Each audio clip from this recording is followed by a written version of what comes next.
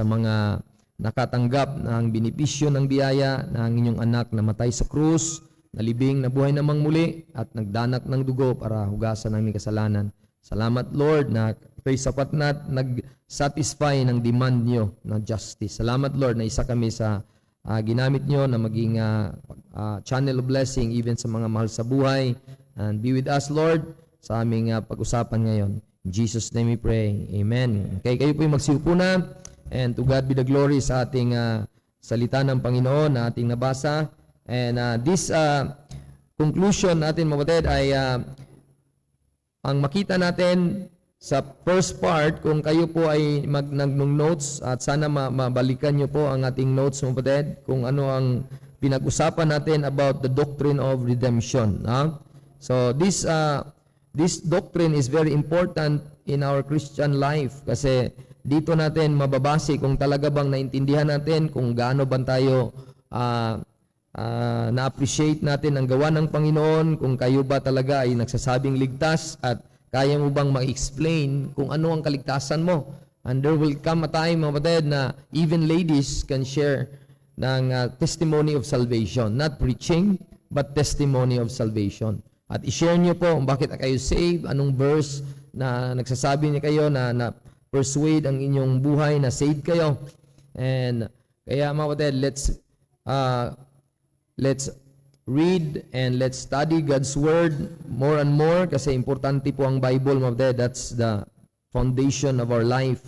Ang unang, kasi 6 times po akong nag-deliver ng preaching dito sa Doctrine of Redemption. Ika-7 po ito, mga kapatid, ika-7. So kung kayo yung nakapag-list, ang una, introduction. So kinuha natin yung meaning, binaybay natin yung kung anong ibig sabihin ng redemption, at binaybay natin na kung gaano ito ka-clear sa Scripture na tayo ay binigyan ng apostle, which is Apostle Paul, at maraming beses po siyang na-mention sa ating Pauline epistle, no? Direkta talaga sa message natin sa panahon natin ngayon, no? And the second part, mabatid, na ating pinag-usapan is yung principles of redemption, the Old Testament. Kung napansin niyo po dati, ay minention ko po yung mga binaybay natin kung paano ito ginamit ang word na redeem or redemption or binibigyan ng conversion at pinaka miserable situation natanggal dahil nabenta ang lahat ng ari-arian. So we talk about that, yung mga principle na mention kay Ruth and Naomi, at somebody who is named Boaz na nirescue sila from out of poverty. May iba naman, may isang mandatory na i-dedicate sa Diyos at para hindi na siya ma-dedicate doon, somebody must redeem that person or something like that. At yung nagpag-usapan natin yung pera na mga tithes ay livestock, no? Pag tithes sa Old Testament, livestock yon, hindi yon monetary. Na-mention natin yon na ang pagka gusto nang magdala sa storehouse ang isang Israelites or any believer in the Old Testament, magdala siya ng livestock na tithes niya. Pagkay sobrang bigat at sobrang layo, anong ginawa? I-convert, i-redeem into a monetary at nagiging hindi na 10%, kundi 30% na siya. No? Kasi pagkay papunta ka na sa Levites, bibigyan mo ng 10%, bibili pa siya. Kulang pa yon, no, ng presyo. Kaya God is just na binigyan po ng gano'n na system. Kaya pag sinabing tithes mo, Ted, ay sa Old Testament talaga ay livestock. Bring ye all the storehouse tithes into the storehouse that there be meat in mine house. May pagkain agad. Bakit? Kung ano ang inaalay, kakainin din nila yun. Kanya po. So, minention natin yon, mga Old Testament principles. At pangatlo naman, ang ating pinag-usapan ay regarding sa kung napansin niyo po ay lang po kunin ko yung pangatlo po ay yung freedom and costs. So naman nakita niyo po yung dinro ko dito, dalawa yun yung kalayaan, yung presyo ng kalayaan. So naalala niyo po yon, yung freedom na Ikaw naman ay bilang tao na makasalanan, nagpakulong sa iyo ang Satanas. Nagpakulong sa iyo yung condemnation, yung Adamic nature, sin of condemnation na hindi ka makondem dahil ikaw ay naglasing, nagnakaw. No, nakondem ka kasi unbeliever ka pa. Just like Paul, when he encountered Christ, buti na lang hindi siya nagmatigas at naniwala siya. Kasi sabi niya, God, Jesus Christ, I did it ignorantly in unbelief dati. Pumatay siya ng tao, so unbeliever pa siya. But it was the day na nang nagpakita ang Panginoong Hesus sa kanya, then he became the believer of Christ. So the cost is the blood of Christ. Amen? Para mapalaya ang tao, merong presyo, yung dugo ng Panginoon. Then sa part 4 naman mo din, kung naalala nyo po, ay yung minention natin yung the blessing of redemption. The blessing of redemption. So makita natin the blessing of redemption ay binaybay natin yung forgiveness of sins. Naalala mo yun? Part 4, yung forgiveness of sins na dati ulit-ulit, no? At hindi pwede na hindi sila mag-alay kung magkasala sila uli. Dapat pupunta naman sila sa tabernacle. Pero sa atin, eternal forgiveness, the result of redemption. No? That's the blessing of redemption, forgiveness of sins eternally. No? That's the part 4. Next naman ay, balik tayo sa part 4. 1, 2, 3, 5. Sa 5 naman po that is the need of redemption. At kung naalala nyo po, nilagay ko sa whiteboard, the misery and the majesty. Dating tayo, bakit nangangailangan tayo ng katubusan? Kasi meron tayong miserable situation na kung saan tayo ay nalugmok sa kasalanan, under tayo sa kasalanan, merong judicial sentence ang Diyos, at we are in a destitute situation, at tayo ay nasa ilalim ng kamatayan, na slave tayo sa kasalanan, under tayo sa bondage ng law, under tayo sa power ng law of sin and death, under tayo sa curse ng law, kasi yun ang sabi ng Bible, at under tayo sa dominion ng power of darkness, sabi ng Colossians 1:13, at ang situation natin na is spiritually dead, cut off from God, ang ibig sabihin nun, hiwalay sa Diyos, at under tayo sa rulership ng kamatayan, at blind po tayo, wala po tayong katotohanan, destitute of the truth. Yun po ang kalagayan natin dati. Yun yung mga miserable situation. Kaya there is a need, merong pangailangan dahil mayroong sitwasyon na miserable. Gaya ang isang tao, bakit siya'y kakain? Kasi siya'y gutom. Yun ang miserable situation na yun. Bakit kailangan tayo ng preaching? Kasi tayo nasa laman pa. At madaling makalimot dahil ang ating laman, dinadala tayo doon sa the spirit is willing but the flesh is weak. Ang weak na flesh, dinadala na hinahatak ng dyablo, hinahatak ng mundo, hinahatak ng Adamic nature. Kaya, pag may preaching, thank you Lord. May preaching. Kung wala yun, paano ko lang gagawin ko ang relationship ng isang tao na yun? Kaya pasalamat tayo na may mga preachers na ginamit ng Panginoon. Amen? I'm glad na maraming ganon na mga available. Just avail, no? Make time na pwede kayong makinig, no? If meron man nag-disturb sa inyo na whatever circumstances, you could go back and hear it again. Kaya sa atin, sa Berean Baptist Church, ay meron akong pamana sa aking anak, or hindi ko alam, sa inyo din, pamana ko, ay tinatawag na mga slot na 1-hour video, kinakat ko lang, diniretso ko na agad. Wala na yung whole 3 hours, wala na yon.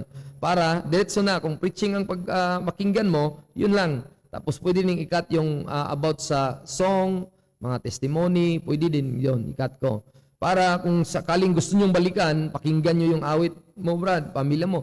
Yun, nandun sa mismong YouTube channel natin. No? So, i-subscribe and share lang para sa inyong mga mahal sa buhay. No? Para din sila ay makarinig ng katotohanan and ulit-ulit, mabuted, yun ang gagamitin ng Panginoon. Kasi this technology gamitin natin sa tama, mabuted, no? For recording purposes. No? Next naman ay number 6. Number 6 na po ay doon sa ransom and redemption. So, minention natin yung kung ano ba ang ransom, that's the price of redemption. At kinuha natin, binabaybay natin kung ano ang kaibahan ng ransom at redemption. patungkol sa Israel at para sa atin. Bakit nasasabi natin na tayong lahat, Hudyo o Hintil, nangangailangan ng ransom? All needs ransom. Bakit? To be testified in due time. Pero dati, sa kanila, ay they need to be ransomed, they need to be redeemed from the hand of them that hate them, from the people that is stronger than they. Amen? So yun, nahati natin ito ng maayos at hinimay natin ng maayos. Kaya, ang ating baybay ngayon tonight is about the conclusion of the whole matter. No? The conclusion of the whole matter. Kaya makita natin ang redemption is very important subject kasi ito po ang nagbibigay sa atin ng kaligayahan. Okay, two things na dapat nyo maalala sa conclusion. Una, God's action and man's response. No? God's action and man's response. So ano bang action ng Diyos patungkol ng redemption na ating pinag-usapan? Titus 2:14, that's the action of God na binasa natin, na binigay niya ang kanyang sarili. Yun ang action ng Diyos. Amen? Hindi siya nagpabaya lang sa atin na hayaan na lang tayong malugmok at mamatay at hayaan na tayo na ang kasalanan ay lamunin tayo. Bagkus somebody substituted himself for us para tayo ay ma-redeem. Amen? From all iniquity. At what reason? No? Dito po, Mabden, anong basis na masasabi natin na tayo po ay naka-benefit sa action? No? Ano bang resulta ng redemption ito? Because of the act of God, the redemption is the basis now of our eternal inheritance. So tayo na ay merong eternal inheritance. Sabi ng Ephesians 1, verse number 13 and 14, Ephesians 1, verses 13 and 14, meron na tayong napamana galing sa Panginoon. Sabi ng Bible, in whom ye also trusted, after that you heard the word of truth, the gospel of your salvation, in whom also after that ye believed, you were sealed with the Holy Spirit of... Wow, that is the great change of our life. The moment na tayo ay nagdesisyon. Kasi ang kaligtasan ay desisyon. Kung ikaw ngayon hindi mo alam kung saan ka patungo, ikaw ngayon ay sa tingin mo parang ligtas ka pero hindi pala. At gina-search mo ang sarili mo sa Bible at hindi pala, now is your time to believe. Amen? Now is the time that you must trust the finished work of Christ. Kasi yun ang kapangyarihan at magandang balita para ikaw ay hindi mapahamak. At nung ikaw ay maniwala nito, silyado ka. Now, the moment that we trusted Christ, we are sealed with that Holy Spirit of promise. The moment that we trusted Christ, we are seated far above heaven. The moment that we believe the preaching about the cross, we are saved. Tatlong S yun eh. For the preaching of the cross is to them that foolishness, but to us which are saved, it is the power of God. So, do you believe the cross work of Christ? Are you a believer of the cross work of Christ? Then you are saved. If you are also a believer of the cross work of Christ, then you are seated in heaven, Ephesians 2. If you are a believer of the cross work of Christ, then you are sealed. Saved, seated, then sealed, or in any order, kasi simultaneous ang nangyari. Hindi po yan, nauna siya, nauna ito. Simultaneous, saved, seated, sealed, or sealed, seated, saved. Whatever, kasi lahat na yan ay equation or equal ang blessing. Amen? So praise God, mga kapatid, na yun po, inheritance, verse 14, nung iyan ay na-saved, na-sealed, and na-seated ka na, meron ka ng inheritance doon sa up there, until the redemption of the purchased possession unto the praise. Yan. So, hindi ka makakuha ng bagay na para sa iyo at sa iyo lang ay kaligayahan mo na, wow, may makuha na ako doon. No. Para din sa iyan ay kapurihan ng Diyos. Amen? Para siya'y mapuri. Amen? Unto the praise of His glory. Kaya makita na po na second point, first point, eternal inheritance. The second point is the basis na tayo ay napawalang sala. Romans 3, justification. Our redemption is the basis of our justification. That's the act of God. Nung siya ay may ginawa, yan ang naging resulta. Ang ginawa niya, tinubos niya tayo. At itong katubusan, naging resulta na tayo ay napawalang sala. Verse 23 and 24, verse number Romans 3, the Bible says, for all have sinned and come short of the glory of God. So bad news yun. Ito ang good news. Being justified freely by His grace through the redemption that is in Christ Jesus. So kung hindi gumawa ang Diyos, if there is no action on the behalf of God, hindi tayo napawalang sala. No?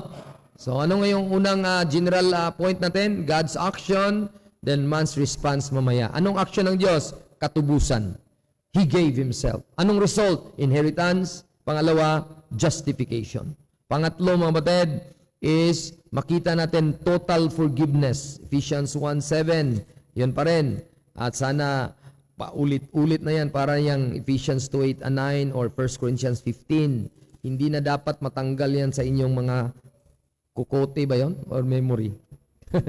Lalim na yung kukote. Ano? Verse 7, in whom we have redemption through His blood, the forgiveness of sins according to the riches of His grace. Colossians 1 verse 14. Very clear, mga kapatid. Ang tandem niyan sa Ephesians 1:7 ay Colossians 1:14. In whom we have redemption through His blood, even the forgiveness of sins. So klaro po na eternal and total forgiveness, past, present, future. And our evidence that we are forgiven, according to Ephesians 4:32, the Bible says, and be kind one to another. Ito yung preaching kanina ni Evangelist or nakarang araw. Forgiving one another, even as God for Christ's sake hath forgiven you. So, then, in the time na hindi pa namatay si Kristo, hindi pa grace period, magpatawad ka, sabi ng Ama namin, no? Manalangin ng Ama namin, nasa langit ka, Ama namo, o sa Bisaya pa. O, magpatawad ka para patawarin ka. Yun, di ba? Sa Matthew. Pero sa atin, mabatid, magpatawad ka dahil pinatawad ka na. Amen? So, yun po, mabatid, nagiging experience, ang daming nag-testify kanina na kung wala lang yan, hindi lang yan naisulat at hindi nagiging nasa patuparan sa buhay mo, hindi nangyari sa'yo yan, hindi mo magawa yon, bro. Yan, sister, hindi mo magawa yon. Yung dalawang sister and brother natin na nag-share, na response sila kung anong sinabi ng Bible. No? Not only inheritance we have, justification we have, total forgiveness we have, but also that is the result, the action of God in the behalf ng redeeming us is the riches of the grace of God ay napasa atin. Ganon pa rin yung verse kanina, Ephesians 1:7. According, Ephesians 1:7, in whom we have redemption through His blood, even the forgiveness of sins, according to the riches of His grace. No? So dahil mayaman siya sa biyaya, mga kapatid, napasa atin ang dahil may action ng Diyos in redeeming us, ang biyaya ay napuno tayo, no? We receive that abundant grace, no? That grace na abounding, verse number 8, wherein He hath abounded toward us, na merong kaalaman in all wisdom and prudence. No? Hindi lang siya basta-basta na biyaya, kundi may kaalaman, hindi lang biyaya na wala ka idea saan galing. No, may alam ka. Yung anak ng Diyos na matay. You know? In all wisdom and prudence. Yeah, binigay niya sa atin. Not only, number 1, eternal inheritance. Number 2, pinawalang sala ka, being justified freely. But number 3, total forgiveness, nakatanggap kaninang grace. Then, it also resulted adoption. Galatians 4, verse number 4 to 6. Galatians 4, verse number 4 to 6. Yeah? Sabi ng Bible, Galatians 4, number 4 to 6, the Bible says, but when the fullness of the time was come, God sent forth His Son, made of a woman, made under the law, to redeem them that were under the law, that we might receive the adoption of sons. So nagiging result ito nung ikaw'y tinubos, simultaneous connected lahat. Ikaw din ay binigyan ng mga posisyon na ikaw'y anak na. Napamana na sa iyo kung ano ang nasa Panginoon. Nagiging tagapagmana ka din kasi sa posisyon mo na adopted ka na, no? You have now received the spirit of adoption because it was the action of God ang gawa ng Diyos na wala tayong kinontribute dahil namatay, He gave Himself for us. Amen? He gave Himself for us. So yun pong action ng Diyos. Number 6, number 1, eternal inheritance. Number 2, justification. Number 3, total forgiveness of sins. Number 4, riches of His grace na sa atin, nag-abound sa atin. Number 5, adoption. Number 6, it is in the behalf ng ginawa ng Diyos, a price tag was paid by God. Amen? Not us. Hindi tayo ang nagbayad. No? Kasi gano'n na lang kamahalang ang kaluluwa natin. Isaiah 49 verse 8, a very costly item na hindi kaya nating gawa ng paraan. Kaya ang term nating ginawa ay the action of God. Hindi na siya nag-atubili pa na ipadala ang kanyang anak kasi sobrang mahal ang ating kaluluwa. Psalm 49 verse number 8, the Bible says, for the redemption of their soul is precious, and it ceaseth forever. So no man can buy the soul. Verse 7. Look at verse 7 or verse 6. They that trust in their wealth and boast themselves in the multitude of their riches, none of them can by any means redeem his brother, nor give to God a ransom for him. So very clear po ang Bible na hindi mo kayang bilhin ang kaluluwa mo. Kasi ang redemption ng kaluluwa ay very precious, and the price tag is the blood of Christ. 1 Peter chapter 1 verse 18. 1 Peter chapter 1 verse 18. So in the behalf ng action ng Diyos, gano'n naman kamahal ang iyong kaluluwa, yun ang dugo niya ang pinagbayad. For as much as you know that you are not redeemed with corruptible things as silver and gold from your vain conversation received by the tradition from your fathers, but with the precious blood of Christ as of a lamb without blemish and without spot. So ganun katindi po ang cost, ang halaga, na ang action ng Diyos, siya ang nagbayad niyan. Last, mga kapatid, is it is a time wherein tayo man ay merong hinaharap. Pag kayo maalala mo, ang practical lang to kasi Book of Job 19 verse 25. 19 verse number 25.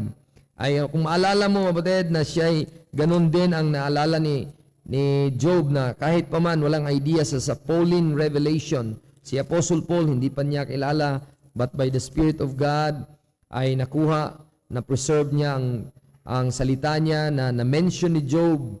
No, na hindi pa naman makita niya at nakita niya si Kristo, pero meron siyang nabigkas dito. Verse number 25. Pero ang kanyang idea of redeeming is not about the sins na namanan niya kay Adan, but out from poverty. Amen?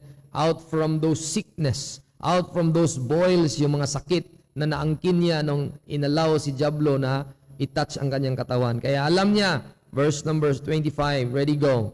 For I know that my Redeemer liveth, and that He shall stand at the latter day upon the earth. Upon the earth. So alam niya yung idea na pag kay si Kristo pupunta, bababa doon sa Mount of Olives. So kingdom pa rin as a Redeemer. Kasi may idea pa rin siya sa kingdom. Alam niya ang Genesis that there will be a bruising of the serpent's head. Alam niya na maghari ang anak ng Diyos upon the earth. The Vedic kingdom na doon sa ating mga other scripture. Pero makita mo din ano ang idea ng redemption niya. Verse 26, and though after my skin worms destroy this body, yet in my flesh I shall see God. So in that principle alone, practical na lang sa Kristiyano, no? In that principle alone, ganun din tayo.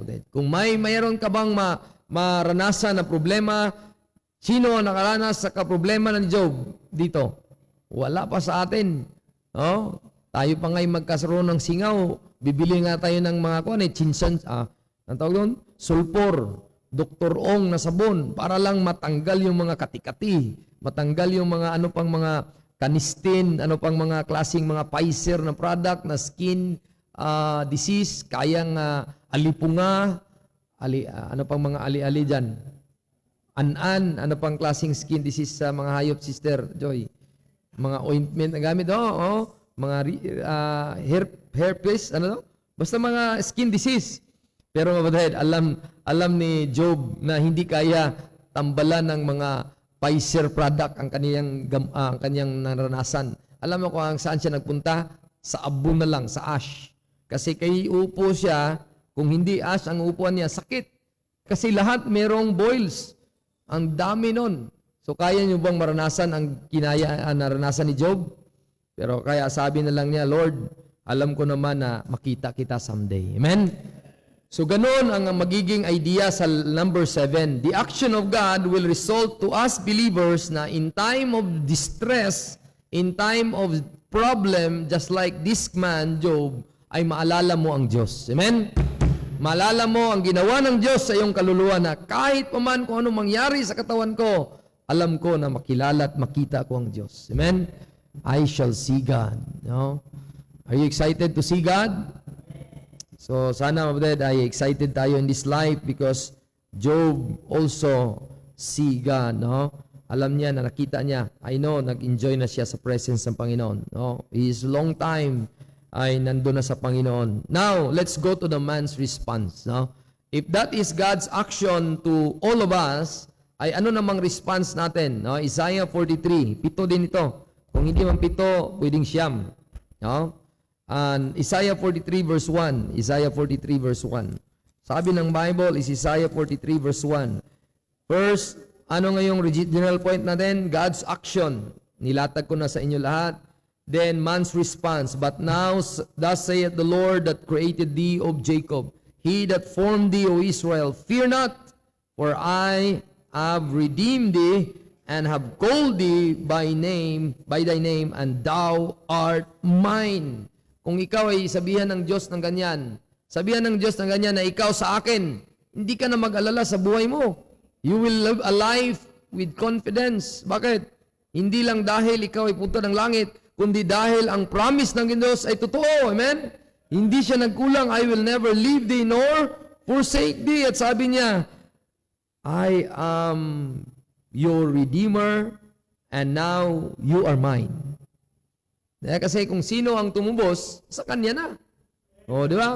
Ang very basic na principle. Kung sino ang tumubos, sa kanya na. Ang tanong, yung mga natubos ba ay inangkin din niya ang sarili niya? Jere? Sa'yo ba ang sarili mo? Are you the owner of your life, Jere? No, God is the owner of our life kung ikaw ay saved. Ang tanong, inamuhay mo ba na meron kang confidence na God is with you at akala mo kahit ka sa pumunta, wala si Diyos dito? Hindi niya ako nakita, gagawin ko to. Gagawin ko ito. No, God's eyes is everywhere. Amen? Kaya sabi niya na, I have redeemed thee. Alam ko at kilala kita. I called thee by name, by thy name. Thou art mine. No, kahit pa man, you will go to a problem when thou passes through the waters, I will be with thee. What waters is that? It's a picture of problem. You know, water, a volume of water this coming rainy season is a very dangerous time because many managers of those dam sa may Angat or whatever dam dito sa Pilipinas, they are always closely monitoring kung during rainy season.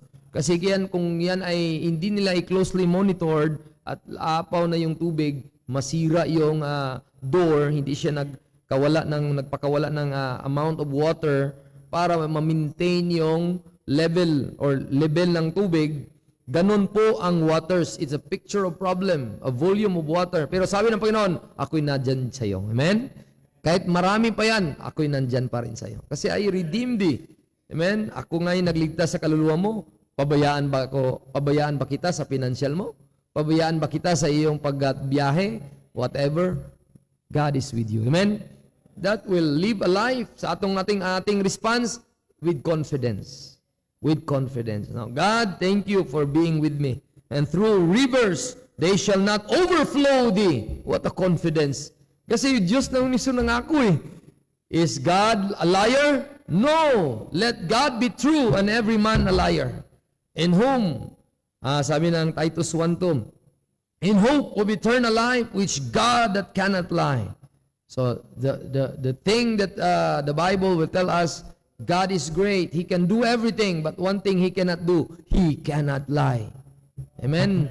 So, sabi ng Diyos, kung may mag-overflow man sa iyo, ako nang bahala. I will not allow it.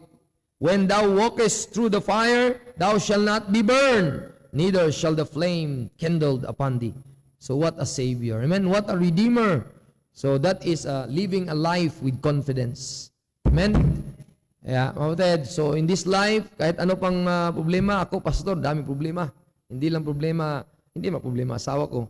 She is my solution in every problem. No? Ang sabihin doon, burden. Hindi sila problema. I mean, may burden na pakainin ko, turuan ko, i-direct ko, i-guide ko. Kasi ako yung leader eh. Or the mother. Leader ka din sa iyong tahanan. I-direct mo yung anak mo. So, yun ko niyo po, madaming alalahanin ba? But, God promised na kung ikaw ay ligtas at natubos na, God is with you. Amen? It will not overflow you. That's the promise of God. Live a life with confidence. Amen? Huwag kang talagang, kumusta Brad? Ano, pastor? Ulihin mo, pastor? Mga gano'n. Huwag sa Rusi pa bro, no? Smile. Hindi mo alam yung tao na hindi maganda ang suot, yun pala ang bubili ng dalawa. Motor cash pa. No? Kasi, keso, kusot-kusot, madumi. Hindi ka nag-smile. Di ba? Ano ba ito? Pasok-pasok, mabaho. Mga ganun, di ba? Pero yun pala ay bumili ng cash. Na-try na nila yun eh. Parang vlogger ba? Nakaskuan sila, napagkaisahan sila. Kaya sabi ni Ruse, equal. Kung nag-smile ka sa magandang suot, na walang ikabili, monthly lang pala, doon ka din sa gusot na suot. Kasi may pera yon doon sa isang basura. No? So, equally ang pagkuhan natin problem. Kung may problema, smile. Kung wala, smile pa rin. Amen? So, yun ang punto na live a life with confidence. God is the one who redeem you. God's action is nalatag na kanina. Number 2, live a life with joy. Isaiah 51 verse 11. Isaiah 51 verse number 11. Ano sabi ng Bible?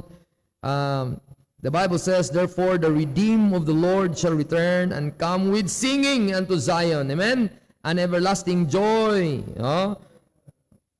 shall be upon their head, and they shall obtain gladness and joy, and sorrow and mourning shall flee away. What a blessing. Kung naintindihan mo lang na ikaw ay ligtas, ikaw na ay masaya. Amen? Pupunta ka na ng langit hindi dahil mabait ka at anong ginawa mo, kundi naniwala ka lang sa tapos ng ginawa ng Panginoon. What a blessing. Kung yan ay nanamnamin lang ng tao, talagang hindi siya malungkot. Amen? Kasi sabi ng Panginoon, even I, He that comforted you, who art thou that thou shouldest be afraid of a man that shall die, and of the Son of Man which shall be made as grass, and forgettest the Lord thy Maker. Huwag mo yung kalimutan nawa ang Diyos na ligtas sa inyo. Amen? To making of God. First, God make you physically. He allows you to enjoy Pampanga's best, Buro. Bicol's best, Bicol Express. Visayas best, Kinilaw, Lechon. Ano pang mga Sister Cora? Bulacan's best, Kunchinta, Kakanin. No? Di ba? Why God allows you to eat that, Sister Den, no? Na pagkuhan mo na pagkay Bulacan, masarap. God allows you to enjoy that taste. Why? Because that's the first making of God, physical. Amen?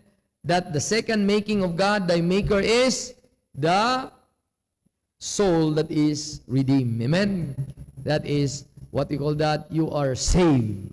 That is the second making of God. So, two making of God, no? Ikaw ay na tao, ngayon naman ay ikaw ay naligtas. Second birth, Brother Iman. Amen? First birth, 40 plus years old. No? Second birth, saved. So, what a blessing. Live a life with joyfulness. Amen? Psalm 71, verse number 23. Dagdagan pa natin ang verse na yan. Psalm 71, verse number 23. Psalm 71, of that. Okay? Psalm 71, verse number 23, sabi ng Bible, my lips shall greatly rejoice when I sing unto thee. Oh, and my soul which thou hast redeemed. Amen? Sabi nga ng Bible, rejoice in the Lord always. And again I say, rejoice. Philippians yun, pero yun ay parang kahalintulad din. Na kung ikaw ay tinubos na, you are rejoicing every day. I'm rejoicing night and day as I walk the narrow way. And in my life, yun ang kanta na yun, na hindi ka magtitigil na ikaw ay mag-rejoice kasi ikaw ay hindi na mapunta sa kapahamakan ng impyerno because hell is real, my dead. That is a serious place wherein there is a post na nagsasabi doon sa mismong post na yon na some brethren is praying in hell. Ang sabi niya, meron akong kapatid na nasa lupa, buhay pa, sana ay may magpunta doon. Kaya ang nangadji talaga sa Bisaya, bro, hindi yung mga nangadji doon sa mga namatay. Ang nangadji or nagpray, yung nasa impyerno, na sana hindi sila mapunta doon. Amen? Are you saved? Then that is a great rejoicing in our behalf because we appreciate the action of God in our soul. Amen? Which, verse number 24, my tongue also shall talk of thy righteousness all the day long. Wala kayong sawa dapat. I love to tell the story for those who know it best. Amen? The time that you tell it, it is more sweeter. Amen? Gaya sinabi ng awit. Amen? You tell it every day to your husband, to your wife, to your children, to anyone. Tell them about what God hath done to your soul. Amen? Because hindi tayo magsawa nito kasi ito yung kaligayahan natin. All the day long. 100 years old. Gusto nyo mabuhay na 100 years old? How many days is 100 year old? Oh, then you will talk about the life that is redeemed by God. Amen? What a blessing. It's an honor to say something about what God hath done to your soul. They are confounded, they are brought unto shame that seek my hurt. So yun po, mga number 1, with confidence because God's action is great by redeeming us. So lead a life with confidence, live a life with joy, then live a life with reverence. Now, 1 Peter chapter 1 verse number 17. Yung binasa natin kanina yon. 1 Peter 1 verse 17. Okay, 1 Peter chapter 1 verse number 17. The Bible says, and if you call on the Father, amen, who is without respect of person, judge it according to every man's work, past the time of your sojourning here in fear, for as much as you know that you are not redeemed. Yan yung binasa natin kanina, Ted, no?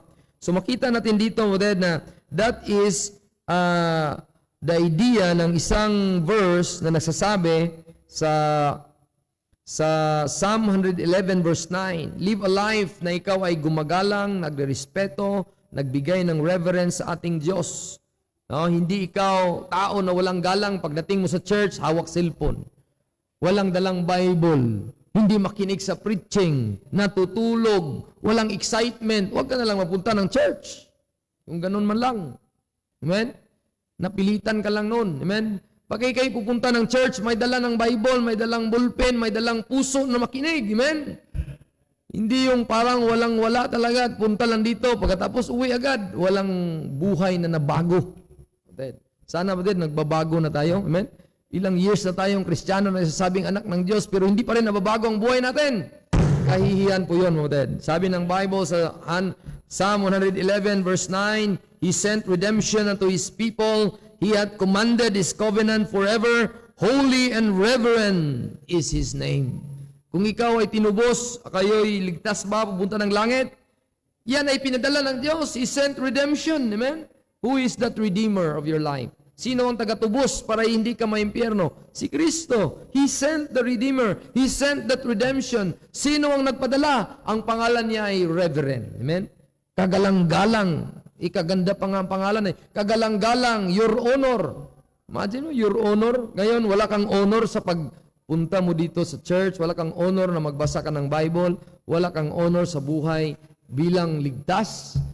Kahiyan po yon sa Diyos natin na buhay. Amen? Kahiyan po Diyos. Kahiyan po yon sa harapan ng Diyos na laligtas sa atin. Na akala ba natin, sigligtas tayo? Baka ikaw lang nagligtas sa sarili mo. No? Sana kapatid ay hindi po. Amen? Sana kung ang Diyos, the action of God, redeem your life, then this is your response. Respect God. Amen? Obey God. Give reverence to God. No? Another verse to that is Psalm 89 verse number 7. Psalm 89 verse number 7. God is greatly to be feared in the assembly of the saints. Amen? Kung meron tayong pagtipon-tipon, mga kapatid, sana ay may respect po tayo sa Diyos. And to be had in reverence of all them that are about Him. So, let's respect God. Amen? Ang mga taong walang respeto sa Diyos, yun po ang walang Diyos. Yan sabi ng Psalm 14, the foolish said, there is no God. Amen? Kayo po ba ay foolish? I am not foolish. I am saved by the grace of God. I am wise in Christ. So kung ikaw ay wise, hindi ka foolish, then you have God. May Diyos ka. Amen? At ang Diyos na yan, respetuin mo. Amen? Sa buhay mo. Huwag mo sanang pabayaan siya. Huwag mo sanang isalikway sa Bisaya pa. No? Sana mahalin mo siya, ang Diyos na nasa langit na nagligtas sa atin. First point kayo na is the action of God. Now, here comes the appreciation and the response na bilang believer with confidence, with joy, with reverence. Number 4 is with zeal. Sabi ng Titus 2:14, who gave Himself for us that He might redeem us and purify unto Himself a peculiar people, zealous of good works. So, mga kapatid, ang zeal, mga kapatid, is very important sa Kristiyano. Maraming mga problema ang mga pastor, mga kapatid. Mga pastor kasi, nang unang save ang tao, talagang mainit sa Bisaya pa. Sabing init, mapasok yung ka ba? Mapasok ka sa kainit bilang Kristiyano, talagang kabugin yung gate, pastor, gising na, nandito na ako. Grabe, sobrang init, no? Talagang, pastor, saan tayo mag-Bible pastor? Sino ang tingsiran, pastor? Sino? Daming, kuhaan talaga. Tapos kung may mga pangailangan sa church, ay talagang nangunguna yan. Magkano ang pangailangan, pastor? Talagang nangunguna yan. Init na init. I-share ang gospel, mag-testimony na ubusan na ang kuhaan ni pastor, ang preaching time. Talagang marami na siyang mapasalamatan sa Panginoon. Ang dami na siyang maawit sa Panginoon. Ang init, talagang mapasok ka sa kainit. Pero the time is running in his life, bilang saved, at sabi niyang, marami na siyang mga nasagupa na problema, madami na siyang nasagupa na mga tukso sa problema, at lahat ng bagay na yon, ang zeal na yan, ang meaning na zeal kasi the passion, the ardor, the pursuit, the eagerness, the desire, ano pang synonym ng zeal na yan, the cause, ano pa, marami itong mga synonym dito eh. Yun, mga eagerness, the cause. Is there not a cause? Sabi ni David, zeal yun eh. Bakit kayo natakot kay Goliath? Ako nga. Zealous yun, ang tawag doon. Ngayon, ang tanong, saan ang zeal nyo ngayon? Ligtas na ba tayo? Saan ang zeal natin ngayon? Amen? Minsan, wala na. Mapangamot na lang ulo natin. Amen? Juboy, mapangamot na lang ulo ni Papa. Jairen, saan ang zeal mo? No? Kaya please pray, mga kapatid, na Lord, help us to be zealous of good works. Amen? That will show to us, mga kapatid, kung zealous ka, look at Titus. Nandyan lahat yan sa Titus. Kung ano dapat ma-illustrate mo sa zealous of good works ay nandyan sa verse number 8 of Titus 3. Sabi ng Bible, this is a faithful saying, and these things I will that thou affirm constantly, that they which have believed in God. Are you a believer of God? Kayo po ba naniwala sa Diyos na totoo? Now you are saved. Kung ikaw ay believer naman sa gospel, you are saved. After you believe, you are sealed, you are seated. But this is our response. Ye might be careful to maintain good works. So yun po ang demonstration ng zeal ka. Careful ka na ikaw ay mag-maintain ng good works. Amen? Hindi lang mag-good ka lang kung nandyan si pastor, nandyan si mama, nandyan si papa. Diba? Mag-good ka lang kung kaharap mo si mama. Dapat kahit wala si mama, good pa rin. Amen? Nagpipray pa rin, Kuya Juboy, nag-aaral pa rin ng maayos. Huwag kang ganon-ganon. Ayos ka. Sulat na maayos, no? Maintain good works, mga kapatid. Amen? That is the thing na iyong ipinakita, yung zealousness mo. Na maintain ka, amen? Yung buhay mo, di ba? Yung point kanina nung preacher nung nakaraang Sunday, na ang buhay mo ay consistent. Yun ang term niya, consistent. Na kung tayo man ay mamuhay na modest, hindi naman din, hindi ka magpaganda. Di ba bro? Yun ang point kanina. Hindi ka na magpulbo na maayos konti, di ba? Ang point doon na hindi extravagant ang makita mo yung tinatawag na attractive na, gabi naman, ang ring, niabot ng ring dire. No? So, wag naman gano'n. Kahit may kunting pearl kunti, kasi may pearl, association ng kanina modest, may pearl kunti. Nag-merchandise din siya ng silk. So, maayos ang magdamit siya, hindi yung parang manang na wala talagang ayos. Amen? So, ang modesty is not only a dress, but a manner of life. A manner of life. No, yun po ang modesty mo, Ted. Kaya makita natin, Ted, yung zeal, maintaining good works. Hindi lang yan, verse 14. Titus 3, verse 14. Let ours also learn to maintain good works. Yun po ang makita ang zeal of good works. Maintain and learn to maintain. No? Hindi lang ikaw, paano ako, hindi ako marunong mag-maintain ng good works. Hindi ako careful. Then learn to maintain. At hindi lang yun, Ted. Meron pa dito, verse number 7. In Titus 2, verse 7. In all things, showing thyself a pattern of good works. What a command to all of us. Utos ng Diyos yan, na kung sino man ang dapat gayahin na tao sa buong mundo, dapat Kristiyano at ligtas at natubos. Kristiyano na mama, Kristiyano na papa, Kristiyano na anak, Kristiyano na empleyado, Kristiyano na estudyante, Kristiyano na young people. Amen? Dapat kayo ang pattern, tayo ang pattern sa mundong ito. Amen? Hindi yung ang mundo ang pattern natin. Amen? Hindi yun. Kung ano ang gaya ng mundo, pakasal ngayon, hiwalay bukas. No? Ganun ang mundo. Amen? Ang mga young people naman, pagkay marunong na sila magtingin sa babae, hawak na. Shoota na nila. Walang ganun dapat sa Bible, mga brother. Amen? That is not the pattern of the Bible. That is not the pattern of God. Amen? The pattern of God, young man and young ladies, mind the Lord. Di ba? Sister Joy, no? Mind the Lord. Wala wala si kuya mo eh. Ikaw lang nandiyan ka nakaupo sa posisyon ng kuya mo. Mind the Lord. No? Sister Joy, mind the Lord. Kung may classmate na gumagano-ganon, Sister Bell pala, mind the Lord, no? Kung may ganon-ganon, matagal pa si papa niya at si mama, talapitan niya, asan yung sundo mo? Ayun na. Sabihin mo, sambala ka lang. May dala palang baril si Bell, no? So, dapat, no, maghanap ka ng paraan na walang makalapit sa'yo. No? Hindi ko alam kung paano yan. Lalagyan mo ng, ano yan, kurente. Yung pangkurente, bibili si Brother Bernie ng pangkurente. Ang tawag doon sa pulis, bro? Oo. Lapit ka. Pakurintihan kita. No? Or nag-granada. Hindi ba nag-granada? Huwag yan kasi makulong yon. Ano pa? So, ang sabihin, gagawa ka ng paraan na nasa kamunduhan ka ng unbelievers, nasa kamunduhan ka ng mga tao na hindi ka isip sa'yo, hindi ka espiritu mo, hindi ligtas, walang Kristo, pagkatapos, madala ka na. Let your life be a thermostat, not a thermometer. Amen? What's the difference between thermostat and thermometer, by the way? Thermometer is just a regulator. Madadala lang siya, taga-sukat lang siya doon sa kung anong lamig, kung anong init. Madadala lang siya. No? Thermometer nga pero thermostat, ikaw mag-regulate sa init. Dapat ganon, amen? Hindi ikaw madala doon sa mundo, ikaw ang magdala sa kanila. You are a thermostat Christian. Ikaw, dadalhin mo sila sa Kristiyano, sa Christianity, sa Kristo mo. Dadalhin mo sila. Ikaw, hinahatak kanila sa diablo, hinahatak kanila sa mundo. Ikaw ang hatak sa kanila sa Diyos. You live a life, a thermostat life. A Christian who is a thermostat, that is being zealous of good works. Number 5, what is our response being saved, being a redeemed person?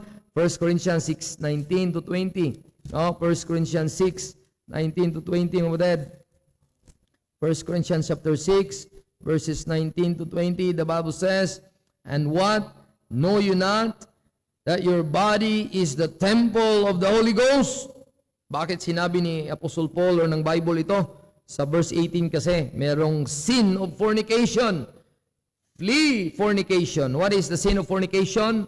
A young people, unmarried, ay nagkaroon sila ng touching, one to another. It's good for a man not to touch a woman.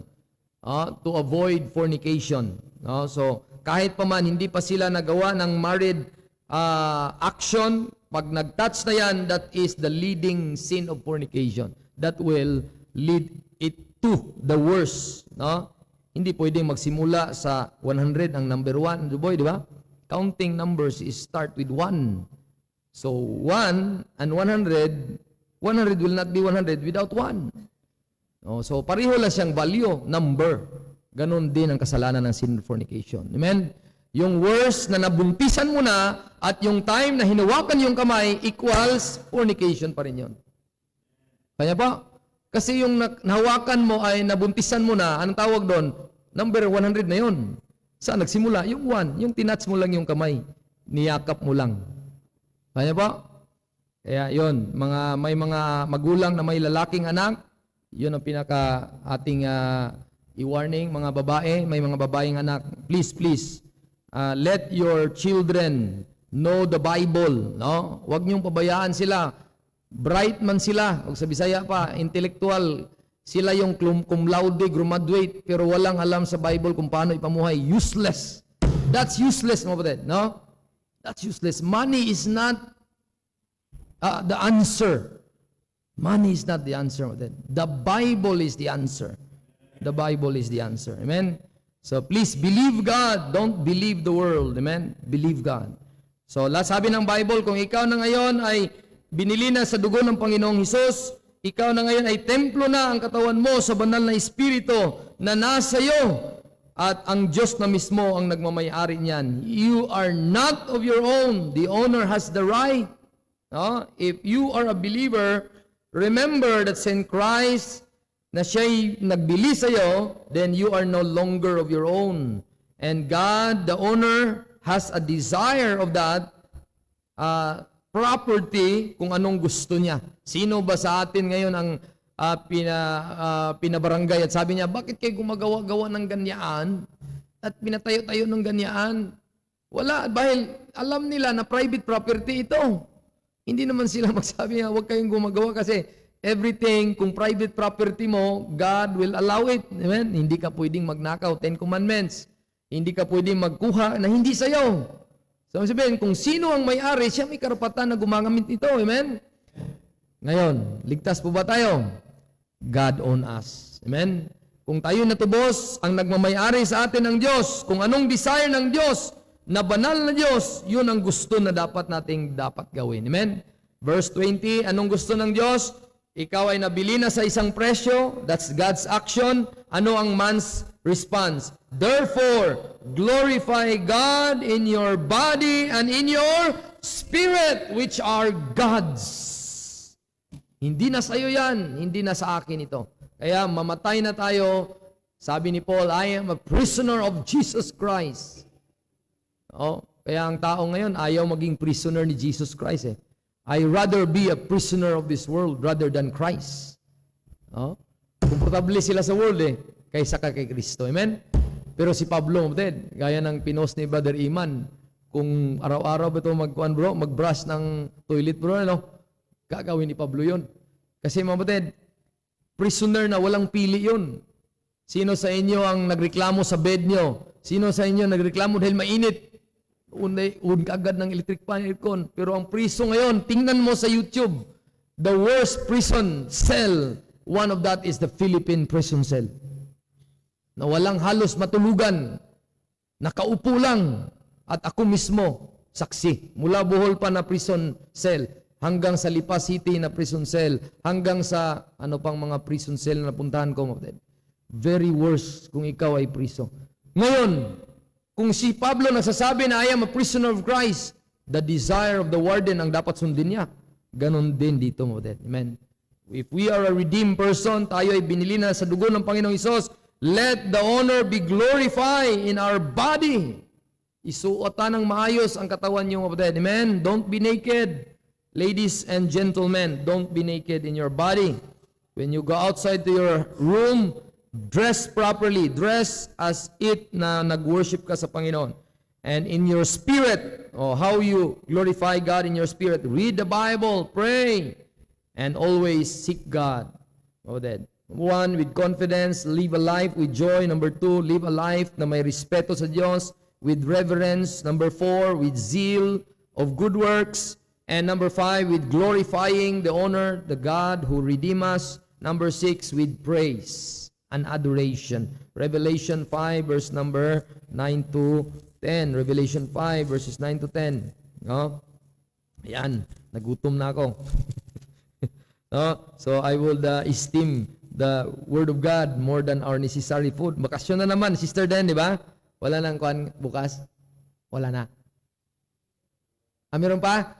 So hindi pa pala busy bukas konti, no? So sabi ng Bible, so alam ko naman mga guro ay busy.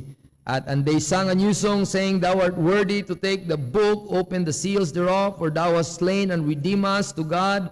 And sabi na, by thy blood out of a kindred and tongue and people and nations. Verse 10, and hast made us unto our God kings and priests, and we shall reign on the earth. At makita niyo po, Moded, na sing and a new song. They have that song of praise, being a redeemed. Last, dagdagan ko pa ng isa pala. Number 7, with testimony. With testimony. Psalm 107, verse number 1 and 2. Psalm 107, verse 1 and 2. Okay, Psalm 107, verse 1 and 2. Lapit na po tayo, Moded. Kunti na lang. Sabi ng Bible, Psalm 107, verse 1 and 2, O give thanks unto the Lord, for He is good. Is God good to you?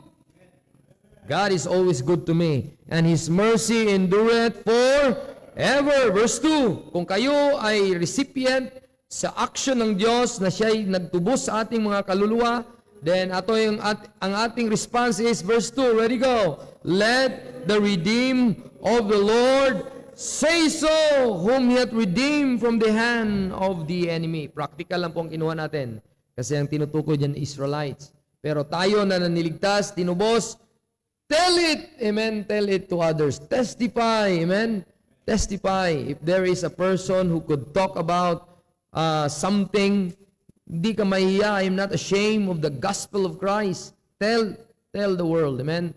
Tell the world that you are a Christian. I tell the world that I'm a Christian. I'm not ashamed. Kalimutan to declare His name. I tell the world how Jesus saved me and how He gave me a life brand new. Kalimutan ko na. Baka ang title mo, kapatid, I tell the world that I'm a Christian. Who knows that song? Wala? Akala ko familiar sa inyo. Let Joy seek that hymn. Joy, pag-uwi mo, sana hanapin mo yan. I'll tell the world that I'm a Christian. No? So let the redeemed, let the Christian, let anyone nagsave na, tell it to somebody. Testify, amen? Testify, share, testimony. Yun po, Moded. The last but not the least, ay nakita ko po ito sa, related po to sa topic ng ating evangelist, no? Regarding sa isang tawag doon, hinanap ko, Moded. Baka nawala ako eh. Isang verse na nagbibigay sa atin ng reminder kung paano tayo mag-respond in every problem, lalo na kung ang problem ay relational, no? Lalo na ang problem ay relational. So, I forgot the verse, pero ang pinaka punto doon sa verse na aking gustong i-share mo ay regarding doon sa story ni David. Sana ay makuha ko kasi nawala ang aking sinulat dito eh. No, hindi ko na retrieve. Lang, hanapin ko lang. So, it's in the book of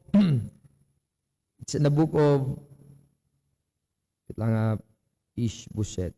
Okay. Saul. Okay. Hindi din. Okay. Okay, Ishbosheth. Tapos David. Okay, dito. 2 Samuel 2. No? Kung hindi ako nagkakamali, ay sana ay makuha ko po yun. No? Okay. Cut off.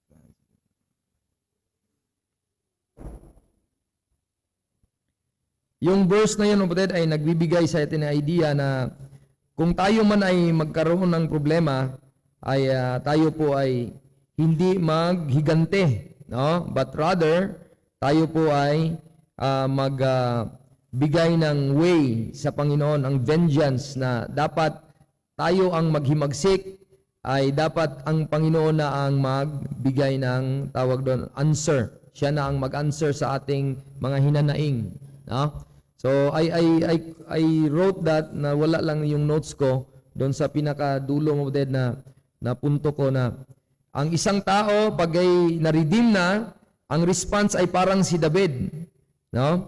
Tingnan niyo po, na nandyan na po kayo sa chapter 2. No? Okay, so tingnan niyo po sa verse number, okay,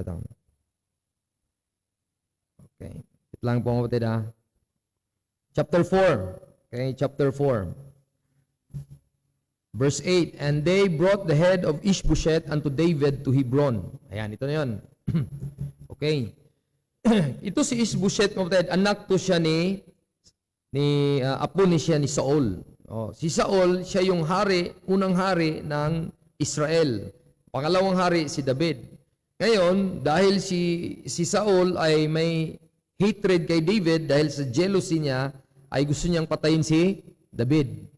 Ngayon, nung siya ay namatay na yung si Saul, namatay na din si Jonathan, pero kaibigan ni David, yung anak ni Saul. Sino yon? Si Jonathan. Ngayong si Ishbosheth na ito, apo ni Saul, and they brought the head, so pinatay sa isang tao. And they brought it to David, and said David to the king, behold, the head of Ishbosheth. The head of Ishbosheth, the son of Saul, iyong kaaway. Imagine mo na, kaaway mo to. At hinahanap niya yung buhay mo, which sought thy life. And the Lord hath avenged my Lord, the king, this day, of the soul of his seed. So, para siyang nagiging, pabango. Alam mo yung ganon? May pinatay, at kinuha yung ulo pa, idinala kay David. Pero anong response ni David? Verse 9. And David answered Rechab. Si Rechab pala ito. No? And Baana, his brother. Dalawa pa. Gustong magpabango kay David. The sons of Rimmon, the Beerothite, and said unto them, as the Lord liveth, who hath redeemed my soul out of all adversity. So this is a practical application. Are you a redeemed person? Ako po ay redeemed din. So let's follow the way, the character na inimplant ng Espiritu ng Diyos dito sa life ni David. Kung tayo ay ganon din sa situation na ito, na pwede naman na tatanggapin natin yung ulo na yon at sabihin natin, sa Bisaya pa, mirisi. Ano bang Tagalog sa mirisi, Brad? Buti nga. Buti pinatay mo. Parang gano'n, alam mo yung tao na yung kanina bro, di ba? Yung may konsensya ka pa, di ba? Yung sinabi mo, ganon ang heart ni David.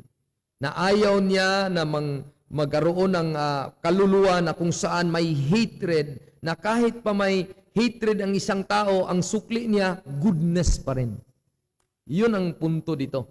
Dito ko na-discover na, grabe kala ko ang Bible para kung halongkatin mo, ang daming application pala mo din. Kasi tingnan niyo po, when one told me saying, sinabihan niya yung tao, kayong dalawa, dito kayo. Akala niyo ma-please niyo ako? I will tell you a story, a man na lumapit din sa akin. At alam niyo ang ginawa niya? Siya daw ay nagpatay kay Saul. Saul is dead, thinking to have brought good tidings to me. Then I took hold of him. Kinuha ko siya. Anong ginawa niya? And slew him in Ziklag, who thought that I would have given him a reward for his tidings. Bakit ayaw ni David mag-revenge kay Saul? Anong sinabi ni David? Don't touch the Lord's anointed. That is the respect. Yeah? Kasi alam mo yung respect sa Old Testament, kung siya ay anointed, hindi mo siya basta-basta yung siraan lang. Amen?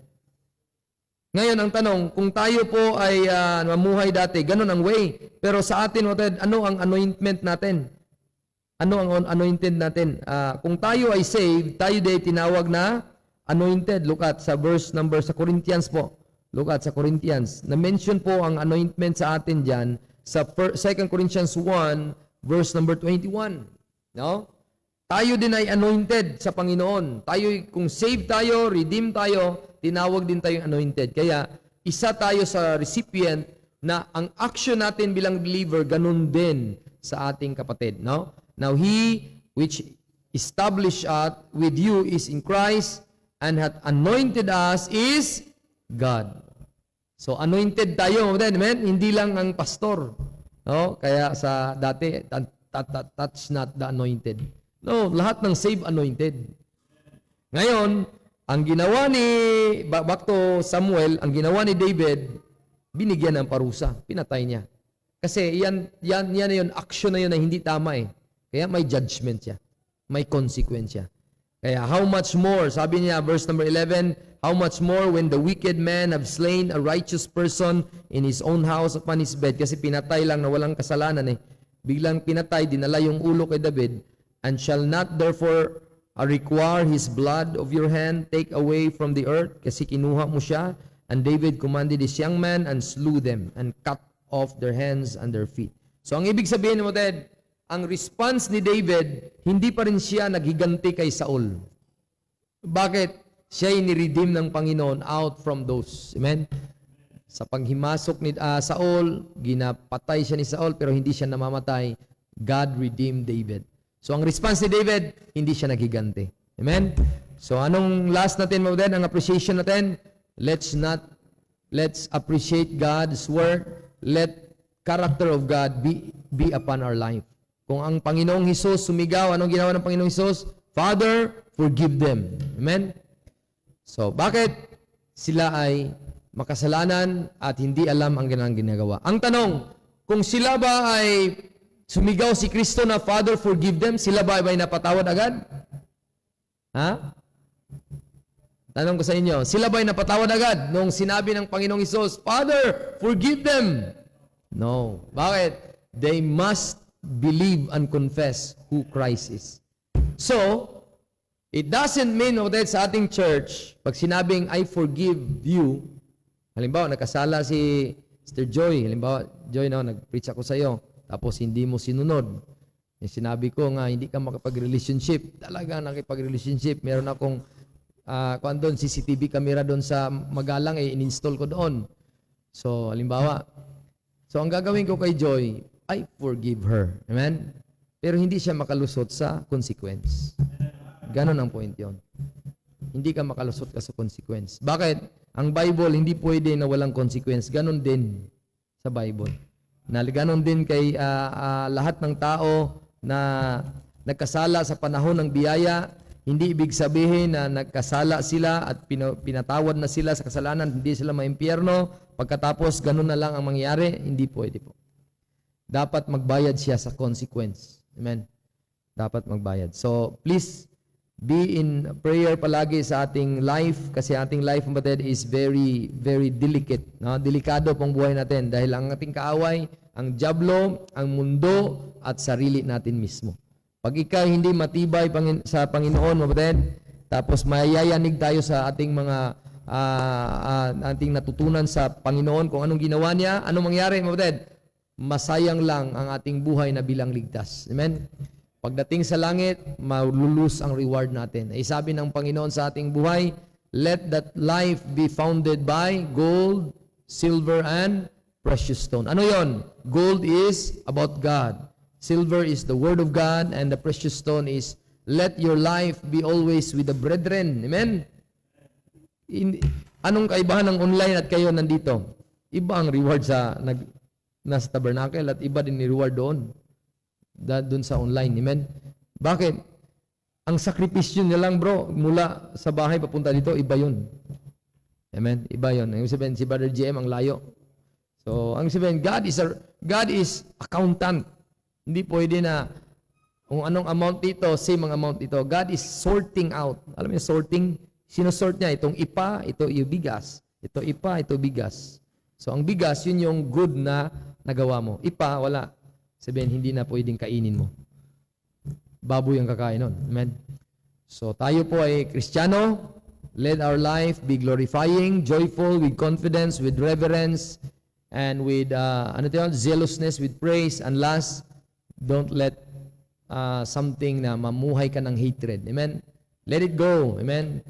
Si David, hindi nga naging magsik eh. Kahit masaktan siya ni Saul dati, pero sabi niya, hindi ako naging magsik kay Saul. I forget in the name of Jonathan, my friend. So, ganon din. In the name of Christ, our Savior, forgive others. But consequence is real. Amen? So, let's pray. Father, thank you, Lord, na kami po ay na-conclude namin sa aming gabing ito about sa redemption, na pamuhay namin bilang ligtas, bilang ginawa mo ito, hindi kami ang gumawa. A great act, a great accomplishment, a great power displayed doon sa cross. It brought eternal inheritance, redemption, forgiveness of sins, grace, and all those blessings na aming shinare kanina sa salita nyo. Ngayon, Lord, bilang nakatanggap, bilang nakabinipisyo, sana, Lord, hindi masayang ito sa aming buhay. Bagkos kami pa ay magpakumbaba, kami pa ay lalong magiging masunurin. Kung mayroon man kaming mali na nagawa, Lord, sana, Lord, magpakorek kami sa inyo. Kami po ay lalo pa kami mag-seek ng advice doon sa salita nyo. Lalo pa kaming mamuhay kung anong gusto nyong ipagawa sa amin, ay tulungan nyo na ang bawat isa sa amin. Kayo, Lord, ay nagbigay ng kuwan kanina na si Solomon nagpray na dinggin nyo nawa kung sino man ang manalangin at dinggin nyo mula sa langit. Ngayon din, Panginoon, sabihin ko sa inyo, Panginoon, na sana dinggin nyo kami sa pamangalan ng inyong anak na namatay sa krus na si Panginoong Hesus. Tulungan nyo kami, Panginoon. This church needs your help. Ay para kaming may spiritual na problem, na may sakit kami, needs a physician, and needs a doctor. Kasi wala kaming ining church na ito kahit sa sobrang tagal na, pero kailangan pa rin ng alalayan, Panginoon. We need guidance. We need something, revival sa bawat isa sa amin, Lord. Tulungan nyo kami, Lord, na bawat, even from me, to my family, to my wife, and to my children. Sana, Panginoon, maging good example, magiging careful kami, mag-maintain ng good work. At if you don't know how to careful, we will learn and read the Bible, read your word, read it over and over again, and study it over and over again, and apply it, Lord, over and over again. Habang nasa earth pa kami, wala pa kami sa langit. Tulungan niyo po kami ngayon, tulungan niyo po ang aming birthday man. Ngayon, salamat sa buhay niya, na pinagkalooban niyo po siya ng another year sa kanyang buhay with his wife and with his 2 daughters. Bless niyo po ang aming kainan, hapagkainan ngayon. Bless niyo po ang fellowship.